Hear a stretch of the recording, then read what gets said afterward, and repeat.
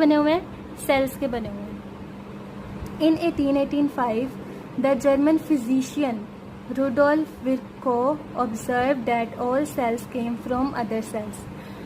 फिर उसने 1821 से 1902 तक उसने ये कहा, उसने ये कंक्लूड किया कि जितने भी सेल्स हैं वो किससे बनते हैं? दूसरे सेल्स के। मतलब कि जो भी सेल्स हमारे पास इस दुनिया में है वो मीन्स कि एक सेल से दूसरा सेल बनता है, सेल डिवीजन होती है। ये हम लोगों ने पढ़ा हुआ भी है कि सेल डिवीजन होती है और उस वजह से एक सेल दूसरे सेल से बनता है। These observations were combined to form a basic theory about cells. This is called cell theory. कि जितनी भी ये सारे साइंटिस्ट ने मिलजुल कर ऑब्जर्वेशंस की उसे क्या नाम दिया गया? सेल थ्योरी का। कि इसको हम लोगों ने क्या कह दिया कि ये क्या है? सेल थ्योरी है।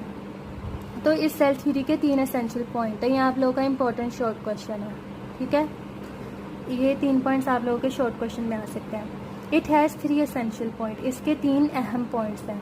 All living organism are composed of 1 और मोर सेल। उन्होंने कहा है कि जितने भी इस दुनिया में लिविंग ऑर्गेनिजम्स हैं वो एक या एक से ज़्यादा सेल्स पे बिलोंग करते हैं। कंपोज्ड ऑफ 1 और मोर सेल, एक या इनके अंदर एक सेल होता है या उनके अंदर एक से ज़्यादा सेल्स भी हो सकते हैं। Cells are the basic unit of structure and function of an organism. Cell क्या है? बेसिक यूनिट है of structure and function in an organism. एक जानदार के अंदर सेल्स हमारा एक बेसिक यूनिट है। Cell came only from the division of pre existing cells. एक सेल दूसरे सेल से बनता है, मतलब कि cell came from pre existing cell, मतलब कि सेल डिवीजन होती है और एक सेल से दूसरा सेल बनता है। तो आई होप कि आप लोगों को आज का टॉपिक अच्छी तरह से समझ में आ चुका होगा। वेरिएशन ऑफ सेल थ्योरी और एक्सेप्शंस ऑफ सेल थ्योरी हम अगले लेक्चर में करेंगे।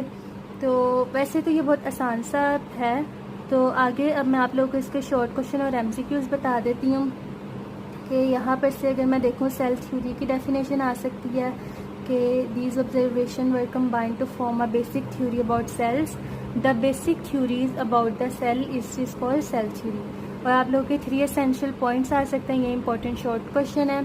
फिर आप लोग के MCQs इनमें से आ सकते हैं। साइंटिस्ट के नाम आ सकते हैं कि कौन से साइंटिस्ट ने कौन सा ये क्या चीज़ ऑब्जर्व की और उनकी ये डेट्स आ सकती हैं। आप लोगों ने डेट्स भी अच्छी तरह से याद रखनी है कि in 1885 Rudolf Virchow observe cell came from other sales.